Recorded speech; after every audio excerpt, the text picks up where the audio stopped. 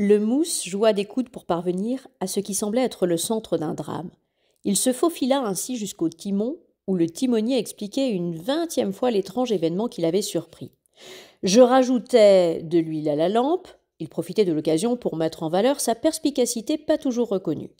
Quelque chose me disait que tout n'allait pas comme je voulais. Et qu'est-ce que je vois? La boussole. Oui. Depuis quand? Je sais pas. Où on va comme ça? Je sais pas. C'est où l'ouest? Je sais plus maintenant, je sais pas. Le ton montait. Les réponses du timonier ne rassuraient personne. Qu'est-ce qu'il y a? Demanda Chinito en écartant les matelots du premier rang. Tu vois pas? On lui montra du doigt la fleur de lys qui, sur le cadran de la boussole, indiquait le nord. L'aiguille s'en était légèrement écartée vers l'ouest. Il y a de la mauvaiseté là-dedans, dit un ancien qui avait vu bien des choses au cours de sa longue vie en mer. De la sorcellerie. L'équipage au grand complet fixait ses regards sur l'aiguille avec l'espoir de la voir revenir à sa position naturelle. Après les mots lancés, les prières et les menaces, le silence s'installa, lourd d'une peur d'animaux traqués. Dans quel parage arrivaient-ils si la boussole ne pouvait plus leur servir de guide? Le pays tant redouté des confins de la terre et de l'eau précisait ces avertissements. Tout ce qui était connu et reconnu, tant de fois vécu, laisserait bientôt la place à de grands mystères. Ceci commençait avec le déplacement de l'aiguille aimantée. Un signal était donné, une mise en garde terrible. Dieu allait punir la témérité des hommes qui avaient voulu déchirer le rideau d'ombre de sa création. Dieu se venge, cria un matelot. Dieu est avec nous. Une voix calme, froide, coupante, les fit se retourner. Christophe Colomb s'était approché sans qu'ils l'eussent remarqué, tant ils étaient absorbés par l'étrange phénomène. Ne soyez pas dans la crainte, dit le capitaine d'un ton patriarcal. Ce déplacement de l'aiguille qui vous surprend m'a surpris aussi pendant mes nuits de veille. Combien de nuits ai-je passé, depuis notre départ, en compagnie de ma boussole et de l'étoile polaire? Le sommeil m'a fui. Je ne m'en plains pas, car j'ai pu ainsi recueillir des observations capables de vous expliquer pourquoi, devant vous, l'aiguille aimantée a glissé d'un quart de cadran vers l'ouest.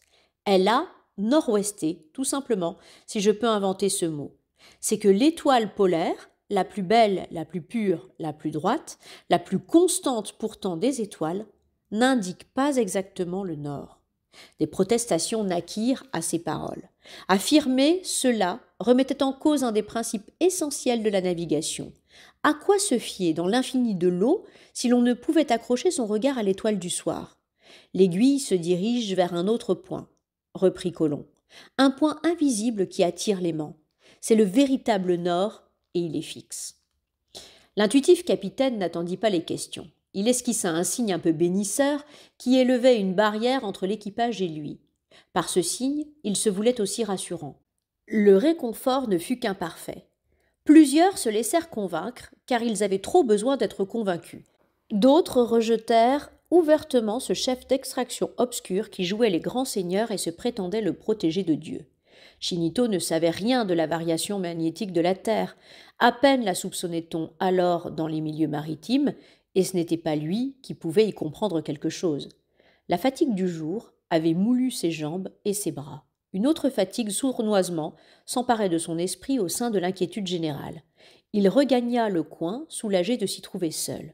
Recroquevillé, il se mit à pleurer inexplicablement. Larmes chaudes, presque bonnes à sentir tomber sur la main qui servait d'oreiller. Larmes d'épuisement. L'exilé de Grenade vivait une cassure. Il n'était pas inquiet pour un futur qu'il concevait à peine. La préoccupation du lendemain n'avait jamais embarrassé pour lui l'heure présente. Parce qu'il fallait trouver une justification à ses larmes, il revit la maison où il avait vécu ses premières années. Le visage de sa mère apparut dans les brumes de souvenirs, idéalisé par l'absence, lointain, lointain jusqu'à devenir inaccessible et incompréhensiblement radieux. Ce n'était plus la femme aux mèches huileuses échappée d'un foulard, lourde de toutes les maternités passées autant que de celles qui encombraient sa jupe lasse. C'était un visage sans voix, un front sans chagrin, des yeux lavés de toute souffrance, des yeux noirs, doucement lumineux, qui souriaient plus que la bouche. Les larmes de Chinito puisaient leur source à ce regard maternel, venu au travers des lieux de houle déserte, de vent obstiné à emporter l'enfant toujours plus loin, vers un pays toujours plus redouté, de ceux qui étaient des compagnons de route et pas davantage. Et Chinito se mit à rêver aux contrées supposées vers lesquelles ils allaient. Il ne pensait ni à l'or ni aux épices, peu lui importaient ses richesses. Il rêvait d'une couche douce pour son dos harassé, immobile surtout, et non pas bondissante, roulante et balayée d'embrun comme les planches dures à son cœur autant qu'à son corps dont il devait s'accommoder. Le jour béni entre tous arriverait où la vigie lancerait le mot « terre » auquel il fallait bien croire encore si l'on ne voulait pas désespérer. Ah, quel lit alors il se ferait! Il volerait ses plumes au phénix dont le maître parlait. Comment? Il ne le savait pas. Dans un parc plus beau encore que les jardins du généralif.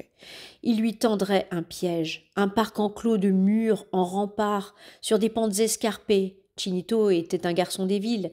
Il n'imaginait pas les Indes autrement que sous l'aspect d'une grenade fabuleuse. Donc, il tendrait un piège au phénix dans un buisson de roses. Et tant pis s'il devait le tuer, puisque toujours l'oiseau renaissait. D'ailleurs, il ne le tuerait pas, il n'en aurait nul besoin, il le capturerait. Il mettrait sur la main un peu de blé d'Espagne et il le présenterait à l'oiseau, au moment où celui-ci s'étourdirait de son chant. Ce serait dans les dernières heures du soir. Une brise venue des montagnes proches baignerait le jardin. Les roses fatiguées laisseraient tomber leurs pétales. Dans l'ombre du buisson, ignoré de tous, des hommes à la peau de cuivre ou d'ébène, des matelots pilleurs de perles et de gemmes, et des orpailleurs dédaigneux de la beauté des roses, Shinto mêlerait des pétales de soie et les plumes de feu. Il aurait la plus moelleuse, la plus chaude, la plus réconfortante des couches. Il aurait atteint son nouveau monde. Le sommeil le prenait dans ses rêves débridés. Quelque part les pétales tombaient encore, imprécis, opalins. Les plumes se posaient, légères, irréelles. La dernière larme séchait sur la joue de l'adolescent. Étrange coïncidence. Les phénomènes inexplicables se produisaient toujours le soir. Dieu était avec ses envoyés, puisque le capitaine l'affirmait. Mais il multipliait les présages à l'heure du noir venant, porteur de songes douloureux. Le 15 septembre, les 3 caravelles filaient bon train. De la Nina, un matelot cria qu'il avait vu des oiseaux. C'était encore le jour. Un héron était passé, très haut, et puis un pailles-en-queue. L'homme avait reconnu cet habitant des falaises tropicales à ses ailes blanches et à la longue plume qui lui donnait son nom. On se persuada que le matelot avait bien vu. Au soir, quand Colomb annonça quelques lieues parcourues, un bougonnement sceptique suivit l'information. Le capitaine se trompait ou les trompait. Vent en poupe, les vaisseaux avaient couvert au moins une vingtaine de lieues, 20 lieues qui les éloignaient encore plus du pays chrétien. Équipage et passagers contemplaient les luisances de la lune sur l'eau et interrogeaient la houle pour mieux comprendre vers quel aboutissement ils cinglaient. Chinito percevait leur angoisse et se faisait rabrouer. Assis sur le tillac, le malagueño chantait à mi-voix un chant dont il ne faisait qu'effleurer les paroles. Il les retenait comme s'il ne les livrait qu'avec répugnance à la brise nocturne. Chinito n'osa pas l'interrompre. Le crépuscule avait une odeur lénifiante. On aurait dit que la mer et le ciel attendaient. Dédaigneux de l'inquiétude générale, Christophe Colomb savourait cette paix. Comme le mousse passait près de lui, il l'arrêta. « Où vas-tu » ?»« Dormir, maître. »« Dormir par une nuit pareille ?» Un reste de la propos hérité des rues de l'Albaïcine rendit le garçon insolent. « Après un jour pareil ?» Colomb ne s'en formalisa pas. Il suivait ses songes. « Respire, dit-il. L'air est comme d'avril en Andalousie. » À ce moment, la chose survint. La mer était calme. L'horizon s'assombrissait avec sérénité. Un air léger parcourait les vagues quand, à 4 ou 5 lieues des navires, sans le moindre nuage menaçant, le plus petit indice d'orage, une branche de feu, soudain tomba du ciel. Elle déchira l'obscurité de fulgurances bleues, ferma la route d'une grille ardente avant de s'abîmer dans l'onde. Les marins attendirent le fracas du tonnerre. Il ne vint pas. Ils attendirent un nouvel éclair. Il n'y en eut pas. La branche était seule, légère comme un cygne qui aussitôt disparaît, lourde comme un mauvais présage. Dimanche 16 septembre 1492. Ce dimanche-là, une herbe apparut sur l'eau. Tout mouvement presque arrêté, l'océan sentait peser un ciel alourdi par une humidité qui se mit à tomber doucement, obstinément, comme un crachin de Galice. Les hommes tendaient leurs visages rongés de sel à cette bruine qu'ils buvaient sur la peau de leurs bras, de leurs mains, hydromel des dieux, nectar providentiel, perle de transparente pureté. Elle éteignait les morsures du soleil. Nombreux furent les marins aux torses dénudés qui se couchèrent sur le pont, membres en croix, paupières closes, pour rafraîchir leur corps et leur âme à cette douceur. Chinito en oublia presque de retourner ses ampolletas, les cheveux gorgés d'eau, la chemise plaquée sur ses omoplates saillantes. Il se livrait tout entier à la pluie, léchait ses lèvres tuméfiées, cueillait de la pointe de la langue une goutte qui roulait au coin de la bouche comme une larme exempte de tristesse. Le ciel mettait sur son visage des larmes de sérénité. Qu'elles étaient bonnes, pas joyeuses, pas tristes non plus, bonnes seulement à la manière d'un onguent qui apaise des brûlures, d'un mot d'amitié qui endort une peine. Et l'herbe apparut. Ce ne fut d'abord qu'une tige flottant entre deux eaux et verte à faire défaillir d'espérance. Un homme la recueillit avec un crochet fixé à une perche. Étalée sur le pont, elle fut regardée comme un signe évident de la terre prochaine. Une herbe pour ceux qui, depuis longtemps déjà, hormis les objets du navire, n'avaient vu ni touché que d'éléments liquides. Il ne s'agissait pas d'une brindille emportée par une tempête ancienne et roulée pendant des jours, pendant des mois dans l'écume des vagues. Elle était verte, verte, d'un vert étrange en vérité, moirée de brun sans que ce fût la marque d'un pourrissement. Un brun avec des chaleurs de cuivre, une nuisance qui peu à peu s'éteignait, tandis que l'algue séchait. Il frôlait la tige du doigt pour s'assurer de sa réalité, doutant de leurs yeux trop souvent trompés par les mirages de l'horizon. Elle était comme cueillie du matin. À quel roc avait-elle été arrachée? Jamais vu une herbe pareille, dit un matelot en la reposant sur le plancher. La remarque fit tomber l'exaltation. Véritablement, on n'avait jamais aperçu d'algues de cette sorte sur aucun des récifs qui défendent l'Espagne. Regardez! L'homme de la hune avait crié. De l'index tendu, il balayait la mer environnante. Ils se précipitèrent tous, se penchèrent par-dessus bord au risque de tomber. D'autres herbes flottaient. Elles se balançaient sur la faible houle. L'étrave du navire les happait. Elles glissaient le long de la coque. Le sillage les tordait, les bousculait, les noyait dans l'écume. La tourmente passée, elle s'étalait de nouveau, d'instant en instant, devenait plus nombreuse. Il y eut bientôt comme une prairie autour des caravelles. La terre est proche, les herbes viennent nous l'annoncer. Les équipages menaient grande joie. De la Niña, de la Pinta, toujours à l'avant, arrivaient des appels, des cris d'exultation. Les guetteurs s'agitaient tels de beaux diables dans leurs corbeilles aériennes. Chacun d'eux voulait être le premier à surprendre la montée d'un rivage sur la ligne du ciel. Juan de la Cosa fit jeter un filet pour recueillir des herbes et les observer mieux. Les mailles emprisonnèrent cette fenaison étrange qui se répandit, ruisselante, sur le pont. Au creux de la verdure, un poisson se débattait. Ses écailles étaient d'or avec des reflets verts et bleus. « Es un dorado !» s'écria le lanceur de filet en hésitant à s'en saisir. L'or qu'il recherchait par-delà le monde chrétien s'annonça sur le corps d'un poisson fabuleux.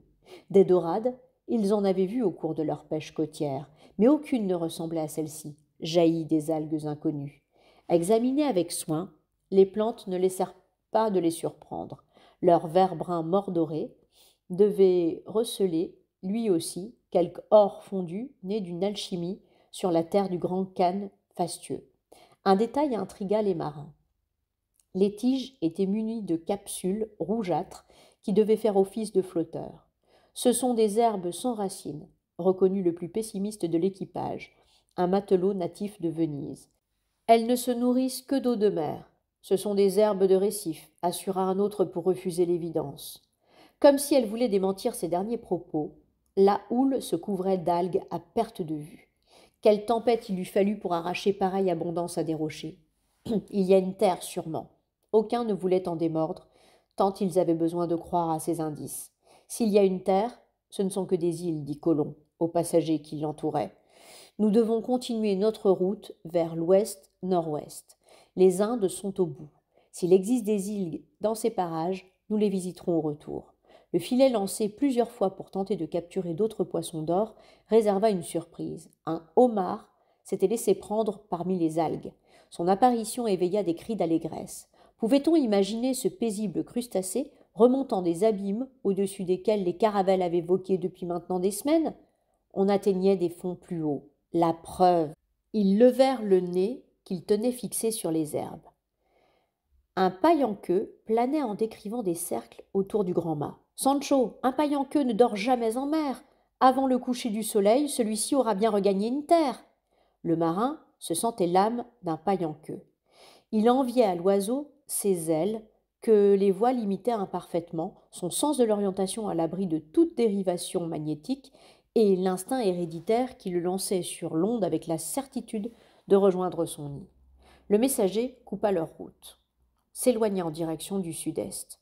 Pourquoi ne le suivait-on pas? Il eût été le pilote le plus sûr, celui qui aurait permis, au soir du même jour, de sauter dans le ressac d'une île, sans doute déserte, mais qui devait conserver de l'eau de pluie au creux de ses rochers, des fruits dans ses vallons sauvages, un sable merveilleusement dur sous les pieds, une terre dont les hommes de la Santa Maria pensaient avoir oublié le parfum. Au retour, répéta le capitaine. Son œil exercé perçut les attitudes de découragement, les mots sans son que formulaient les lèvres, les gestes encore qu'ébauchés. Sa voix résonna, persuasive. J'espère que Dieu Tout-Puissant, entre les mains de qui sont toutes les victoires, nous conduira bientôt à notre but. Les algues séchaient, abandonnées. Chinito en prit une et la tint un moment dans la main, la huma, l'emporta vers son asile étroit de solitude. De l'eau restait au fond du cuveau qui lui servait à laver le gaillard d'arrière. Il y plongea l'algue pour lui redonner un peu de vie. Il voulait surtout qu'elle retrouvât ce verre qui était un rappel de la terre dont ils avaient tous tant besoin. L'indifférence au lendemain, peu à peu, le quittait. Le manque de sommeil et de nourriture creusait ses joues, agrandissait ses yeux en leur donnant un éclat de fièvre. La soif surtout était pénible. Les fontaines auxquelles il avait bu avec insouciance, bruissantes de l'inépuisable trésor des sierras enneigées, étaient un luxe inouï dont il commençait seulement à prendre conscience. Il lui arrivait de recréer en songe des cascatelles, des filets chuchotants, tombant dans des bassins, des débordements qui se répandaient parmi les fleurs. Les tourterelles se perchaient sur des vasques de marbre, le bec avide, le col gonflé, de l'eau aspirée à longs traits. Et Chinito, songes envolés, posait à l'aurore ses lèvres sur le bois du navire pour les humecter d'un reste de rosée. Un matin, alors qu'il dormait encore à demi et que les réalités se rappelaient à lui par des courbatures et le dur contact de sa couche, il crut entendre gazouiller des oiseaux. Une image naquit aussitôt derrière ses paupières closes. Toujours prêt à retourner en pensée vers Grenade, la ville mère, depuis que l'existence à bord le malmenait, il vit des branches au feuillage avivé par l'aube, des mouvements d'ailes. Le gazouillis ne cessait pas, et pourtant le soleil s'en allait. Il ouvrit les yeux. À l'extrême bord du château arrière, 3 petits oiseaux se disaient avec force pépiment les choses de la nuit et l'extravagante excursion qu'ils avaient entreprise. 3 petits oiseaux pas inquiets du tout de se trouver là et jabotant à qui mieux, tandis qu'au bout du sillage de la Santa Maria, de longues bandes de jour naissant s'étiraient. 3 petits oiseaux de la terre qu'un caprice avait conduits en mer. Caprice d'un vent, caprice des petits oiseaux. Rien de terrible puisque les 3 intrépides chantaient et se lissaient, les plumes tour à tour, comme ils l'auraient fait à la base d'un toit. Chinito restait immobile pour que ne s'enfuît pas ce qu'il prenait encore pour un rêve. Appuyé sur un coude, il souriait aux visiteurs.